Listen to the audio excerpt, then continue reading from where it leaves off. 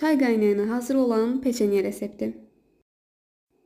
Deməli, yağın üzərinə vanil, şəkər tozunu əlavə edib qarışdırıram.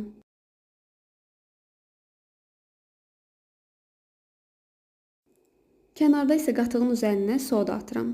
O da biraz qıcıqrandan sonra yağ qarışığının üzərinə unu və yumurtanı tökürəm. Sonra unu da atıb xəmiri yoğururam.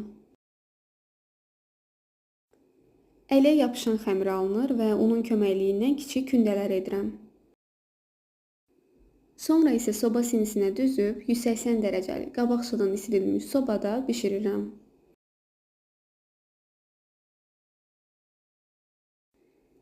Beləliklə çayın yanında əla gedəcək peçenyelərimiz tam hazırdır.